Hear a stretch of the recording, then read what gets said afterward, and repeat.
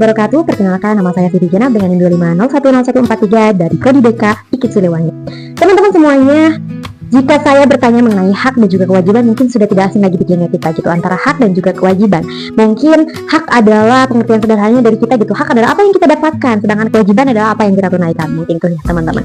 Nah, menarik sekali mengenai hak dan juga kewajiban sebagai warga negara nih. Ada undang-undang dasarnya gitu ya, ada undang-undang dasar 1945 yang mengatur hak juga kewajiban. Banyak sekali hak dan juga kewajiban. Namun, saya lebih tertarik mengambil pasal 33 mengenai hak sebagai warga negara itu mendapatkan kesejahteraan sosial nih teman-teman.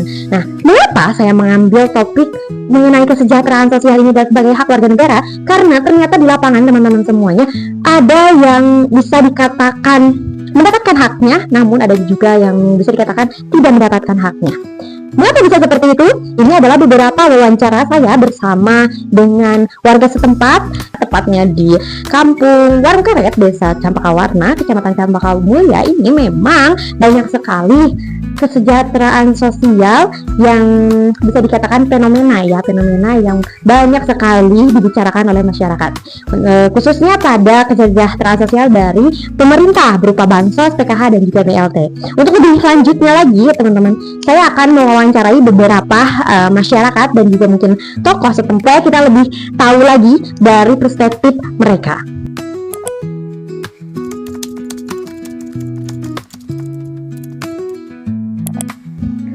Baik, selamat pagi. Perkenalkan, nama saya Siti Jenab dari Prodi BK IKIP Siliwangi.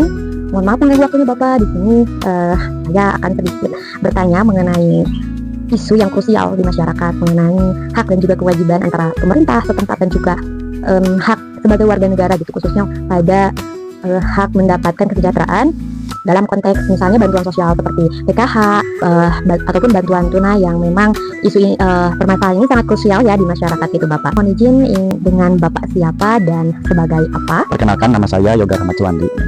Kebetulan saya di sini dipercaya selaku kepala desa Campakawarna. Di sini sudah menjabat kurang lebih menuju ke 5 tahun gitu. Gimana? Baik Bapak, mungkin saya akan ada beberapa pertanyaan yang saya akan ajukan. Ada apa parameter objektif yang digunakan pemerintah desa dalam menentukan warga yang masuk ke DTKS? Oke, terkait itu mungkin kami dari pihak desa memang berpedoman terhadap instrumen dan juga Kementerian Sosial, yang mana variabel terkait luas bangunan, jenis lantai serta dinding, berikut tanggungan keluarga. Kami itu hanya mengusulkan melalui aplikasi, untuk selebihnya kita serahkan ke pusat. Seperti itu. Baik Bapak, untuk pertanyaan kedua, siapa saja pihak yang terlibat dalam verifikasi dan apakah ada tim independen? Dan untuk verifikasi ini biasanya dilakukan oleh Puskesos atau Pusat Kesejahteraan Sosial bersama dengan kita dampingi bersama RT dan RW setempat, dan kita juga melibatkan PKH kecamatan untuk melihat kondisi aslinya di lapangan, karena memang kita tidak bisa langsung, jadi kita harus melibatkan seluruh aspek pihak yang lainnya. Baik Bapak, untuk pertanyaan ketiga, di mana letak kelemahan sistem sehingga warga yang mampu seperti yang mempunyai kendaraan bermotor kah, atau bahkan kendaraan bermobil, bahkan rumah yang bisa dikatakan berkecukupan atau mampu masih terdaftar? Itu dia, karena untuk masalah data karena sering sekali stagnan, jadi untuk perubahan itu kadang tidak bisa secara langsung. Terkadang dulu masyarakat yang kami daftarkan itu dengan keadaan miskin atau kurang mampu, namun sekarang keadaannya bisa lebih baik atau bahkan bisa dikatakan sukses. Nah, untuk data tersebut sangat sulit dan kadang tidak secepat itu untuk dapat berubah gitu. Nah, kapan terakhir pemutakhiran data dilakukan dan seberapa rutin musdes dilaksanakan? Kami melakukan pemutakhiran data melalui operator desa itu sekurang-kurangnya 1 bulan sekali. Terus untuk musyawarah desa atau musdes ini terkait bansos, kita selalu bahas atau laksanakan sekurang-kurangnya juga 2 kali dalam 1 tahun. Kami selalu bekerja untuk maksimal bisa untuk tepat sasaran apa yang diharapkan oleh masyarakat. Untuk pertanyaan kelima, mengapa ada persepsi bahwa faktor kedekatan atau keluarga perangkat desa memengaruhi pemilihan penerimaan? Ya, mungkin itu hanya asumsi masyarakat. Banyak isu-isu di luar terkait bansos atau PK ini, bantuan ini tidak tepat sasaran. Tapi kami dari pihak desa selalu memaksimalkan agar semua bisa tepat sasaran. Bahkan mungkin ada kerabat kami dari pihak desa yang bisa dapat, ya mungkin itu sesuai dengan data apa yang kami dapatkan, sehingga mereka bisa mendapatkan sesuai apa yang kami lampirkan. Pertanyaan terakhir Bapak, bahwa mungkin bagaimana langkah desa untuk mendorong warga mampu untuk mengundurkan diri gitu, atau graduasi mandiri, seperti itu Bapak? Oke, mungkin kami dari pihak desa selalu melakukan pendekatan secara persuasif bersama RT dan RW ke masyarakat demi tercapainya keinginan masyarakat, pemerataan tentunya, kesesuaian bantuan ini tepat sasaran. Jadi bahkan sekarang pun kita sudah mulai memasang stiker-stiker di rumah bantuan. Jadi mudah-mudahan kedepannya tidak ada lagi orang yang katakan mampu tapi masih bisa mendapatkan bantuan sosial. Yaitu balik lagi ke kesadaran masyarakat. Mudah-mudahan apa yang kami usahakan ini bisa didorong dengan bantuan masyarakat untuk bisa lebih proaktif serta bisa menerima apapun hasilnya nanti dari pusat. Terima kasih. Ada pesan untuk masyarakat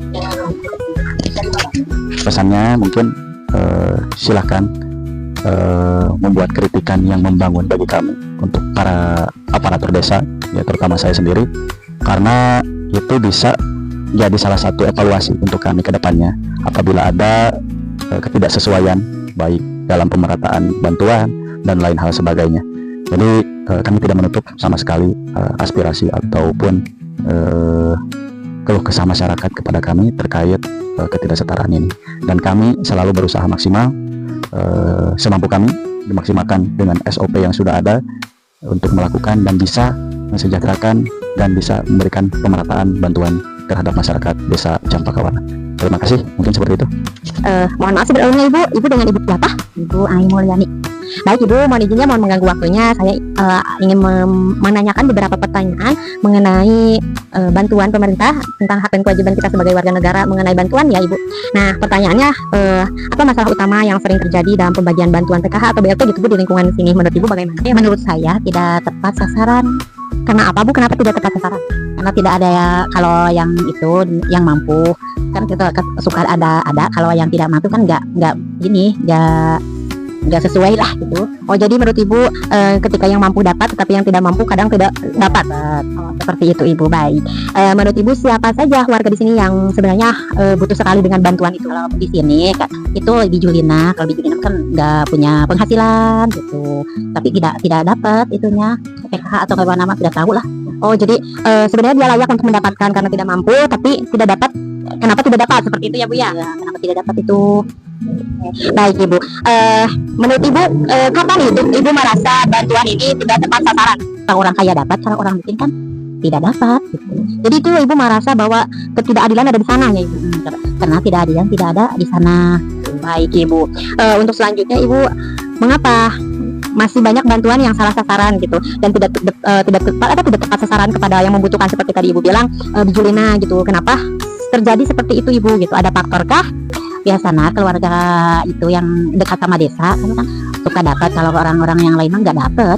Oh jadi faktornya kedekatan antara aparat desa dengan masyarakat Ibu ya. Ada mungkin keterikatan keluarga juga ya Ibu? Ya iya, keterikatan keluarga. Baik Ibu, terima kasih untuk pertanyaan terakhir ya Ibu ya. Bagaimana saran Ibu agar kedepannya pemberian bantuan pemerintah itu bisa lebih adil dan juga tepat sasaran? Mungkin kalau Ibu atau siapa ke tempatnya survei, kalau dapat atau tidak dapat kan bisa gitu. Kalau orang yang lain kan kalau nggak punya keluarga di desa atau itu kan nggak dapat gitu. Oh jadi menurut Ibu tuh memilah-milih ya Bu, lebih tepatnya memilah-milih mana yang mampu seharusnya tidak dapat dan mana yang tidak mampu seharusnya dapat, seperti itu Ibu. Baik Ibu, terima kasih. Mohon maaf mengganggu waktunya Ibu, terima kasih. Dengan Bapak siapa? Saya dengan Bapak Asep Restu. Baik Bapak, di sini saya akan sedikit bertanya mengenai isu itu kan yang sosial sekali mengenai bantuan sosial seperti PKH atau yang lainnya gitu. Pertanyaan yang pertama itu saya sangat tertarik sekali gitu menurut pandangan Bapak mengenai apa sih sebenarnya kriteria yang seharusnya berhak itu mendapatkan PKH atau bantuan sosial dari pemerintah itu? Kalau menurut saya sendiri untuk penerima bantuan pemanfaat PKH atau bansos itu bisa dilihat dari kriteria orangnya. Yang pertama mungkin dari rumah ya, yang rumahnya mungkin ada kelihatan jelek, terus dari lantainya juga kurang bagus, dan mungkin bisa dikatakan ada penuh. Mungkin lebih tepatnya dari keadaan rumahnya yang terlihat seperti itu ya Bapak ya. Baik Bapak, untuk pertanyaan kedua, siapa menurut Bapak itu yang paling bertanggung jawab itu atas terjadinya ketidakpasaran dalam pembagian bantuan itu? Kalau melihat fenomena memang setelah saya membaca beberapa memang mengatakan bahwa masyarakat itu mengeluhkan ketidaktepat sasaran bantuan tersebut. Sebetulnya yang menjadi peran utama itu kalau di desa mungkin bisa dikatakan karena biasanya yang namanya kan pada musuh biasanya orang-orang yang perangkat desa jarang mengundang seperti pemuda lingkungan atau orang-orang yang mungkin bergaul di sekitar masyarakat yang memang tahu betul keadaan masyarakat seperti apa, keadaan masyarakatnya dari perekonomian, pekerjaan, serta pendidikan, sehingga mereka itu di musuh desa sendiri mengundang itu orang-orang yang mungkin bisa dibilang keluarga ataupun orang terdekat, tanpa mereka ketahui orang yang mungkin lebih dekat dengan masyarakat itu jarang diundang. Akhirnya nah dari situ tidak adanya orang-orang yang mungkin berhak menerima bantuan sosial seperti PKH ataupun bansos itu tidak tepat sasaran. Baik, mungkin lebih tepatnya tidak menyeluruh di segi musyawarahnya maksudnya Siap. Bapak ya. Baik, untuk pertanyaan ketiga, di mana gitu Pak ya? Letak perbedaan mencolok antara kondisi ekonomi yang menerima bantuan diberikan akan mampu dan juga tidak mampu menerima itu, mencoloknya itu seperti apa gitu tidak tepat sasaran. Jadi misalnya seperti ini Bapak, ini tidak tepat sasaran pada keluarga yang mampu, tapi dilihatnya dari mencolok itu apa gitu? Kalau ketika melihat pencolokan orang di wilayah ya, masyarakat, itu mungkin tidak bisa terlihat dari gaya hidupnya ataupun dari yang lainnya, karena memang kebanyakan masyarakat sekitar itu, apalagi mungkin di desa ini, terkadang orang yang kaya itu terlihat lebih miskin daripada orang miskin, karena orang miskin gaya hidupnya lebih mahal daripada orang kaya, sehingga bantuan sosial pun mungkin terlihatnya oh ini orangnya kurang mampu, padahal itu orang kaya. Nah sebenarnya ada beberapa hal juga yang harus diperbaiki oleh pihak-pihak desa dan perangkatnya. Jadi kita caranya untuk membenahi masyarakat supaya tidak terbebani oleh gaya hidup, sehingga desa ataupun mungkin perangkat itu bisa melihat siapa saja yang harus menerima bantuan sosial gitu. Jika saya bertanya lebih dalam lagi Bapak, kapan gitu Bapak merasa ketidakadilan ini menjadi isu yang sangat krusial di masyarakat? Itu sudah lama juga sih, karena terus terang juga saya selaku masyarakat mungkin yang lebih dekat juga dengan masyarakat. Itu terkadang ketika ada musyawarah ataupun sudah pernah tahu ataupun undang, sehingga ketika desa menentukan bantuan sosial ataupun PKH, kita sebagai masyarakat yang hidup benar-benar dekat dengan masyarakat sekitar yang lain juga tidak tahu siapa saja sih yang harus dikasih bantuan sosial itu. Ya karena mungkin kurangnya musyawarah antara pihak perangkat desa dengan masyarakat itu sendiri. Mungkin sering terjadinya juga ya Pak ya, tidak tepatan seperti itu ya Pak ya. Baik Pak, pertanyaan selanjutnya gitu, kenapa masih banyak warga yang secara ekonominya mampu tetapi tetap bersedia gitu menerima bantuan tanpa bisa dikatakan mohon maaf merasa malu gitu dan bersalah padahal mereka mampu gitu tetap menerima gitu? Mungkin karena kebutuhannya lebih daripada orang yang tidak punya, karena itu dia tadi saya bilang gaya hidup itu lebih utama daripada kita berbagi dengan orang lain.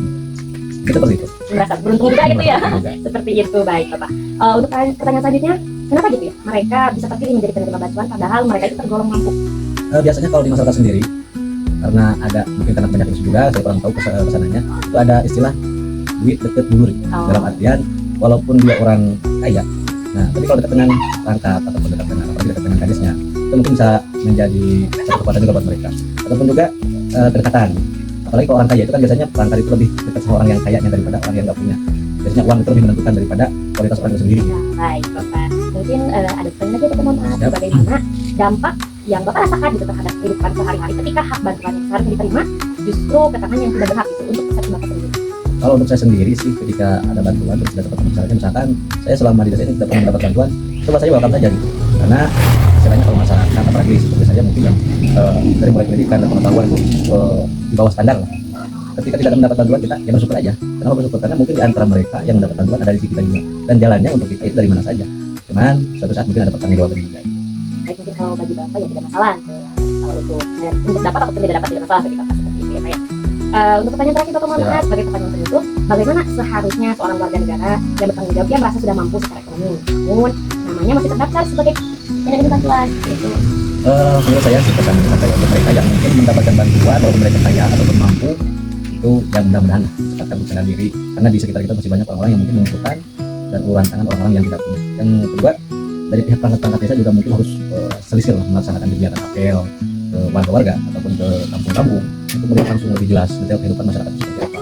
Maka dari itu mereka juga harus banyak bertanya, bahkan kalau bisa kita harus datang langsung ke rumahnya, siapa saja yang mungkin terlihat, siapa sih yang benar-benar layak mendapatkan bantuan itu, karena masyarakat itu hanya mencaci, memaki, mungkin tidak mendapat bantuan. Kenapa? Karena mereka tuh berani berkata itu hanya di belakang, tapi ketika di depan perangkat atau di depan kepala desa sendiri, mereka tidak berani berbicara. Nah, untuk itu perangkat dan kepala desa kalau bisa itu sekali-kali turun ke lapangan untuk melihat langsung dan menyaksikan bagaimana kehidupan masyarakat yang sebenarnya. Baik Bapak, terima kasih. Mohon maaf mengganggu waktunya Bapak, terima kasih atas jawabannya yang sangat teman semuanya yang dapat saya simpulkan dari beberapa wawancara mengenai hak dan kewajiban konteks bantuan sosial dari pemerintah berupa PKH atau BLT dan yang lainnya memang masih dikatakan banyak sekali tidak tepat sasaran, atau bisa dikatakan hak yang seharusnya mendapatkan tetapi malah salah alamat. Ya memang sebenarnya fenomena ini juga sudah dijelaskan, mungkin ya sudah terjawab juga oleh aparat desa seperti itu. Namun jika menurut pandangan saya sendiri, memang ketika melihat yang berkecukupan mendapatkan, memang seharusnya ada kesadaran gitu, dimana bisa graduasi gitu, atau misalnya bisa mengundurkan diri atas data penerimaan. Namun yang saya soroti sebenarnya teman-teman semuanya ada di faktor survei data yang dikatakan yang dulunya tidak mampu lalu menjadi sukses itu masih tercatat dan tidak ada pembaruan gitu. Dan memang kita sebagai warga negara itu tidak hanya menuntut hak, melainkan harus juga menunaikan kewajiban. Kita harus paham betul bagaimana kita menginginkan hak, maka kita juga harus menunaikan kewajiban gitu. Sebenarnya sangat dikatakan miris bagi saya miris ketika bantuan dari pemerintah adalah payung harapan gitu, dimana masyarakat yang benar-benar membutuhkan itu sangat-sangat mengharapkan payung tersebut. Tetapi faktanya di lapangan adalah orang yang beratap yang mendapatkan payung tersebut gitu, sehingga orang yang bisa dikatakan tidak mampu, mereka bersaksi atas kemiskinan. Kesejahteraan pasal 33 Undang-Undang Dasar 1945 ini menjadi pedoman kita. Ini adalah salah satu cara pemerintah supaya kita sejahtera. Antara yang mampu dan juga yang kurang mampu ada bantuan. Nah, di sana. Namun nyatanya di lapangan memang tidak seperti itu. Saya soroti dari warga yang memang menyebutkan tidak adanya musyawarah atau misalnya kurangnya survei dari pemerintah yang menyebabkan ketidaktepat sasaran. Dan juga memang ada yang menyebutkan bahwa kedekatan antar keluarga ini adalah menjadi faktor yang memang ketidaktepatan itu. Jadi pemerintah tidak melihat mampu atau tidak mampunya, tetapi dilihat dari dekat atau tidak dekatnya dengan aparat desa. Itu yang saya dapatkan. Namun jika kita melihat pada teori, memang hak dan kewajiban sebagai warga negara itu adalah hak untuk mendapatkan dan kewajiban kita adalah untuk menunaikan. Nah, di sini ada yang saya garis bawahi ada pembaruan data gitu. Mungkin seperti itu dari penyimpangan dari hak dan kewajiban. Kadang kita terlalu menuntut hak, namun kita jarang sekali untuk menunaikan kewajiban kita gitu.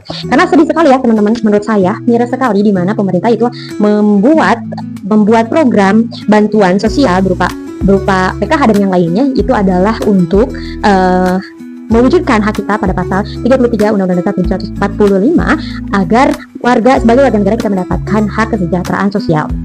Nah, namun terjadi faktanya di lapangan tidak semulus itu gitu. Di mana payung harapan sebuah bantuan dari pemerintah itu memang sangat diharapkan oleh masyarakat yang membutuhkan, tetapi payung itu didapatkan oleh orang-orang yang sudah beratap gitu. Jadi miris sekali ya teman-teman, namun memang faktanya di lapangan seperti itu. Dapat ditarik kesimpulan bahwa kadang teori dalam buku dengan implementasi di lapangan tidak selamanya sama. Program pemerintah, program bahkan undang-undang dasar itu tidak selamanya dijalankan dengan baik di masyarakat ketika di lapangan. Bahwa dapat disimpulkan tidak selamanya teori itu berjalan mulus di lapangan. Ada kalanya penyimpangan itu terjadi di lapangan. Namun bagi kita, pesan saya sebagai warga negara adalah bagaimana menjadi warga negara yang baik atau citizen smart adalah dengan menunaikan kewajiban kita terlebih dahulu sebelum kita menuntut hak. Teman-teman semuanya, bagi teman-teman yang memang punya pengalaman mengenai fenomena-fenomena di lingkungan kalian, boleh komen di bawah ini ya. Terima kasih telah menonton.